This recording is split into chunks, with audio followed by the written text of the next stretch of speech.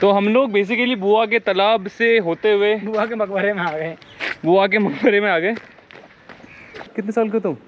मैं 13 का। 13 साल के? और इतना कुछ जानते हो?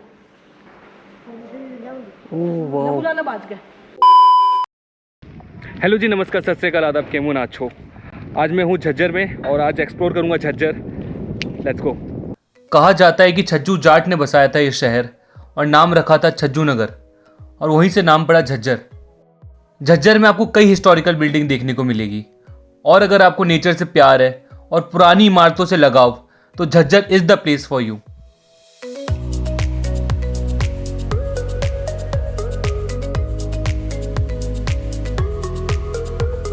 झज्जर जाने के रास्ते में आपको कई ऐसी इमारतें दिखेंगी।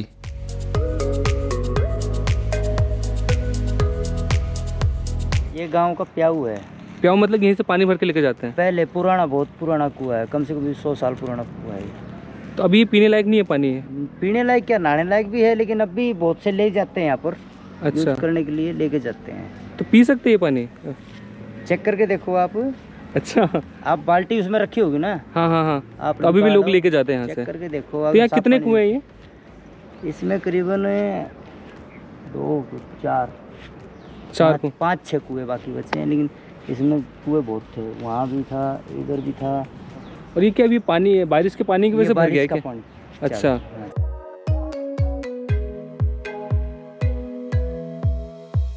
तो इस कुएं में जो आप लोग गंदगी देख रहे हैं, भैया बता रहे हैं कि जैसे कि बाहर से लोग आते हैं, थोड़ा पार्टी वार्टी करते हैं यहाँ पे, और उसके बाद फिर ये गंदा फैला के चले जाते हैं। ये बहुत ज़्यादा गलत बात है। ये ऐसा बिल्कुल नहीं करना चाहिए। आप कहीं जा रहे हो, बिल्कुल सही बात है। भैया बोल रहे हैं कि गाँव का व्यक्ति कभी ऐसी गंदगी नहीं करेगा। जो बाहर से लोग आते हैं यहाँ पे पार्टी करने के माहौल पे, वो आते हैं, वो गंदा करते हैं और फिर जाते हैं यहाँ से। ये वाला कुआं इसलिए ऐसा गंदा पड़ा हुआ है, और जब ये मानसून ख़त्म हो जाएगा ये पूरा सूख जाएगा। उसके बाद ये वाला कुआं, ये वाला कुआं और ये वाला कुआं, मेरे ख्याल से इनमें भी यही चीज़ होता होगा।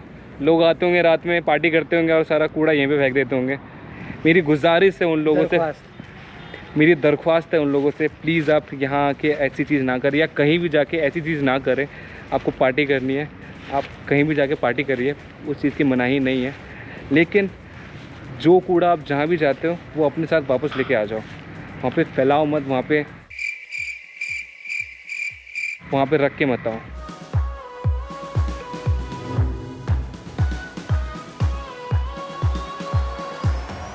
और डावला में देखने के लिए हनुमान मंदिर भी है, आप लोग यहाँ भी आ सकते हैं।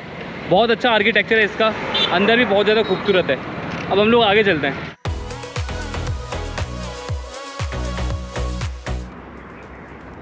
और ये है गांव हसनपुर का प्याऊ। आर्किटेक्चर तो सेम है, बस ये अभी फंक्शनल नहीं है।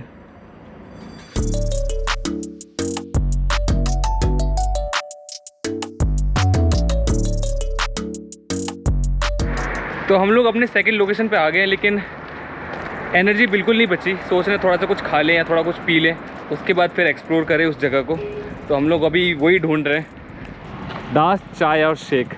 तो हम लोगों ने लिया है एक ये ड्यू पानी की बोतल और कुछ ये, तो इसको खा के फिर आगे हम लोग एक्सप्लोर करते हैं। कम से कम कुछ तो पेट में जाएगा। तो अब बज रहे 3:15।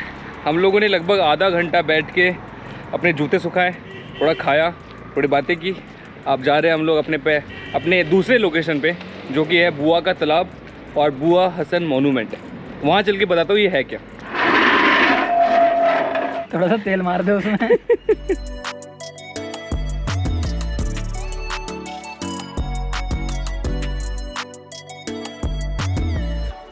ताजमहल के बारे में तो आप लोगों को पता ही होगा, शाहजहां ने अपनी बेगम मुमताज़ के लिए बनवाया था। वैसे ही झज्जर की भी अपनी एक 380 साल पुरानी प्रेम कहानी है। ये कहानी है बुआ और हसन की। ये बात है 1635 के एक शाम की। सिलाना क्षेत्र के मुस्तफ़ा की बेटी बुआ अपने घोड़े पर बैठकर सैर पर निकली थी। जंगल में एक शेर ने बुआ पर हमला कर दिया। बुआ की चीख सुनकर पास में ही लकड़ियां काटता एक लकड़हारा हसन मदद के लिए भागा और शेर को मार गिराया।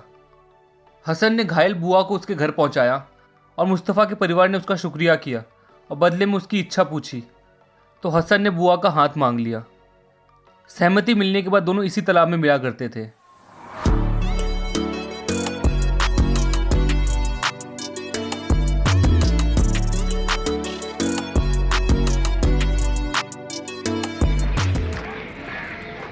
ये देखो यहाँ पे कितनी गंदगी कर रखी है, और गंदगी में कपड़े क्यों है समझ नहीं आ रहा।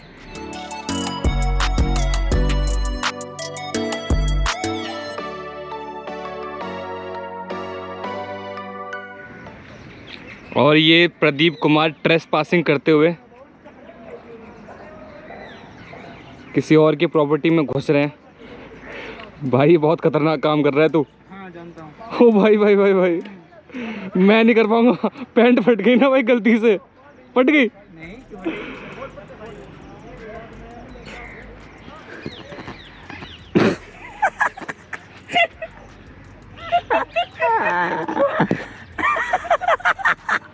ओ हाँ, यहाँ पाँव यहाँ रखना चाहिए था, ये चौड़ा है।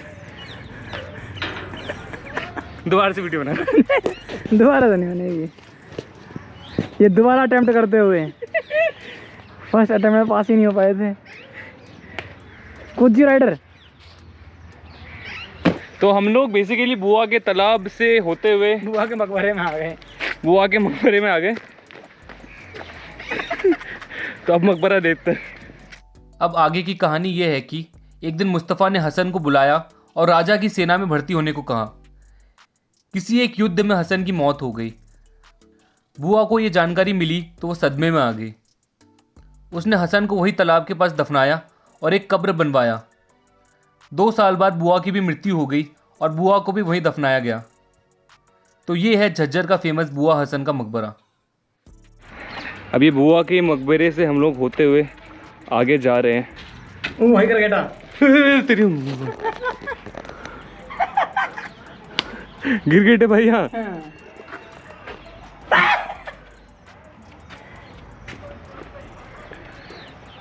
आगे जाते ही हमको दिखा ये group of tombs and mosque. ये सारी इमारतें 1554 से 1630 के बीच बनाई गई थी और हर एक स्ट्रक्चर ज़मीन से कुछ ऊंचाई पे बनाई गई है।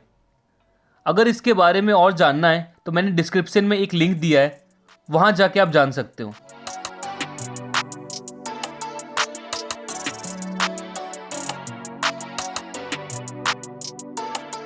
और अब हम लोग यहाँ से निकल रहे हैं और नेक्स्ट लोकेशन है हमारी गुरुकुल झज्जर।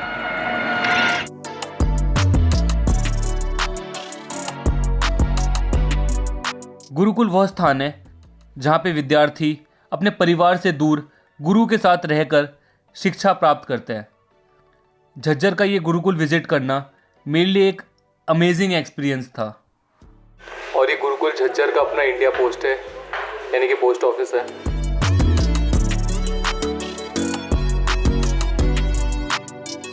इसी गुरुकुल में एक म्यूजियम है जो कि हरियाणा का सबसे बड़ा म्यूजियम है। आपको यहाँ पे कई पुराने सिक्के और कई प्राचीन चीज़ें देखने को मिलेंगी। तो इस संग्रहालय में लाइट तो नहीं है, लेकिन अपने फ्लैश लाइट की मदद से मैं कुछ दिखाता हूँ आप लोग को। ये सारी मुद्राएं हैं, कॉइन्स।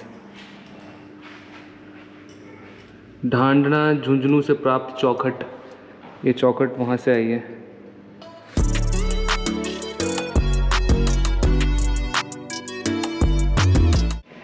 मोहनबाड़ी झज्जर से प्राप्त मूर्तियाँ।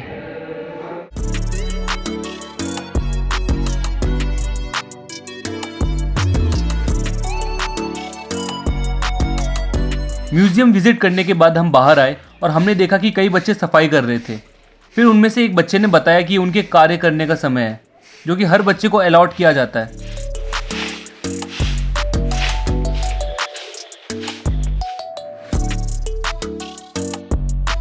तो हमारे साथ अमन है जो हम लोग को गुरुकुल घुमा रहा है, और गुरुकुल घूम के बहुत ज़्यादा मज़ा आ रहा है। ऐसा लग रहा है कि बैक इन टाइम पहुंच गए हम लोग 1970s।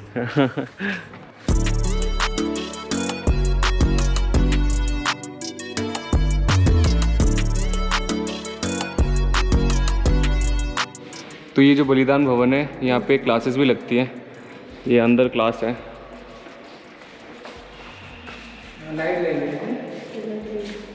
और ये आचार्य जी का घर है। किसी को शिकायत करनी होती है तो बच्चे यहाँ पे शिकायत पेटी में शिकायत डालते हैं अपनी। तो ये छात्रावास है, यहाँ पे बच्चे रहते हैं और एक कमरे में 9 जन रहते हैं। ये बेड है 9 बच्चों की। तो ये तुषार है और ये नीरज चोपड़ा के जैसा बनना चाहता है और ये जैवलिन थ्रो की प्रैक्टिस कर रहा है। क्या बात है, बेस्ट ऑफ लक। क्या बोलते हैं इसे? मलखम बोलते हैं। कैसे करते हैं? ये करके दिखाऊंगा। मेरा हाथ दुख ना तो मैं करके दिखा दूंगा। अच्छा, सलाम नहीं।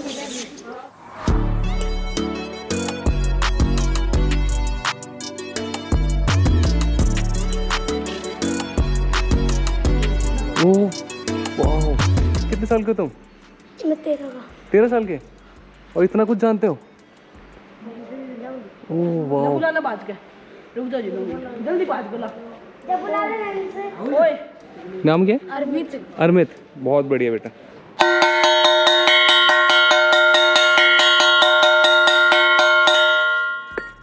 तो ये जो घंटी बजी, ये इस टाइम पे आप व्यायाम करो, खेलो, और हर चीज़ का यहाँ पे टाइम है।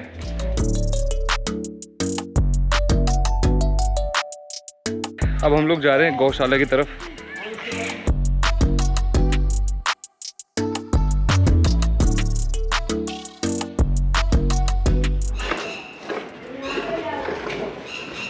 तो कितना लीटर दूध दे देती है ये भाई एक टाइम 3 6 लीटर हो जाता है। अच्छा,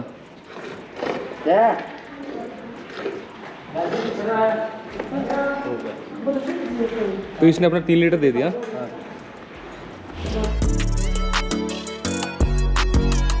कितना लीटर देती है दूध? 1.5 लीटर। अच्छा, ये वाली 1.5 लीटर देती है? हाँ जी। सुबह शाम? अभी इसने 2 लीटर दूध दिया ये। अच्छा, जस्ट बॉर्न।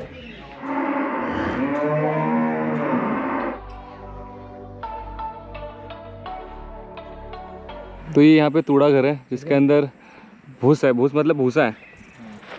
कितना कुंटल में होगा? बहुत है जी बहुत। तो गौशाला में एक सिस्टम है, यहाँ से अगर आप दूध ले रहे हो तो 50 रुपये आपको लीटर मिलेगा। अगर आप गुरुकुल के हो तो आपको 40 रुपये लीटर मिल रहा है। और अगर आप दूध निकाल रहे हो, मतलब जो बच्चे दूध निकाल रहे हैं, उनको एक टाइम का आधा लीटर, आधा किलो दूध फ्री है।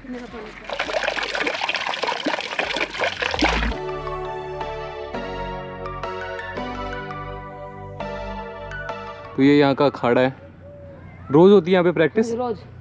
क्या बात। और ये यज्ञशाला है जहाँ पे बच्चे हवन करते हैं सुबह शाम।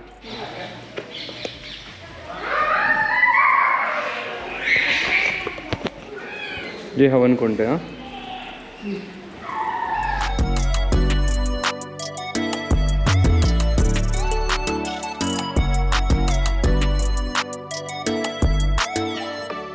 यहाँ पे मैंने एक चीज़ सीखी, वो है डिसिप्लिन। डिसिप्लिन होना लाइफ में बहुत ज़्यादा ज़रूरी है।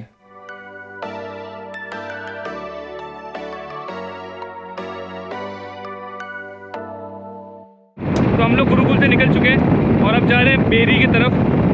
बेरी में जाएंगे हम लोग भीमेश्वर माता मंदिर पे।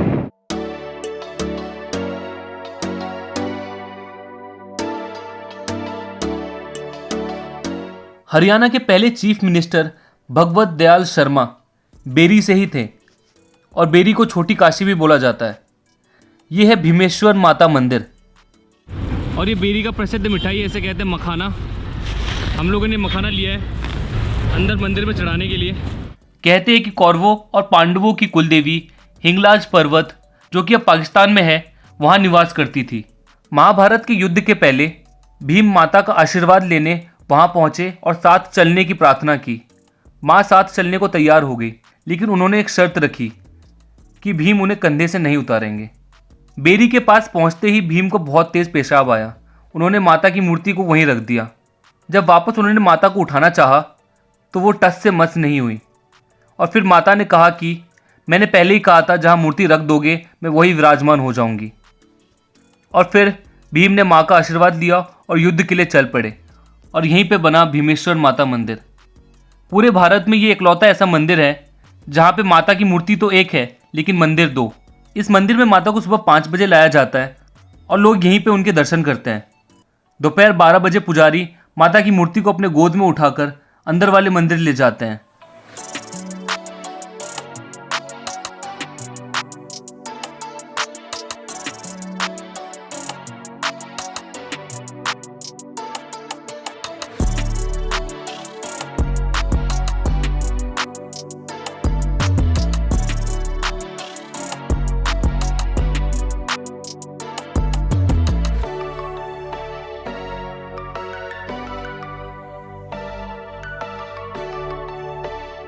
और ये मदन लाल जी की मशहूर बर्फ़ी है। सबसे अच्छी बात है मीठा खाना। मीठा कम है, मतलब ये है ना, बहुत बढ़िया है। बताओ ना, वैसे ये है ना 100% जैसे राम का नाम शुद्ध होता है ना, वैसे ही शुद्ध है ये। क्योंकि ना इसमें भैंस का जो दूध आता है ना, 100 फैट का दूध होता है ना, जो वो 100 फैट का दूध की बर्फी 80 रुपये किलो का दूध लेके आते हैं। कोई बेईमानी नहीं, 1% न कोई मलाई उतारने का काम, न कोई मतलब सपरेटा दूध का। जैसे आ जाती है वैसे ही ग्राहक पैसे देते हैं पूरे, हमें 380 रुपये मांगे। जितने पैसे टेकते हैं ना, जैसे 400 टेक दी तो 400 की दे देंगे हमें, तो हम बेईमानी क्या करेंगे इसमें।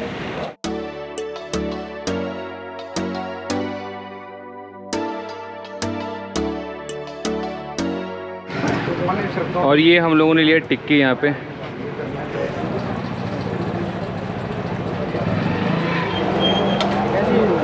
तो ये हम लोग बेरी से निकल चुके हैं और पहले हम लोग जा रहे हैं प्रदीप के घर, क्योंकि मुझे उसको ड्रॉप करना है, फिर अपने घर जाना है। प्रदीप के घर तक का रास्ता है 92 किलोमीटर, 2 घंटे 9 मिनट की जर्नी।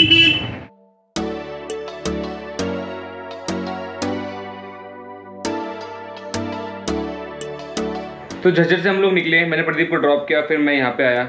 लगभग 276 किलोमीटर आज मैंने राइड किया है। और ये था मेरे झज्जर का ब्लॉग। अगर ये ब्लॉग अच्छा लगा तो इसे लाइक करें, ज़्यादा अच्छा लग गया तो इसे शेयर करें। अगर पहली बार ब्लॉग देख रहे हो तो इसे सब्सक्राइब करें, क्योंकि ऐसी मैं सिटी एक्सप्लोरेशन की वीडियोज़ लेके आता हूँ। मैं मिलता हूँ अगले ब्लॉग में। Bye bye.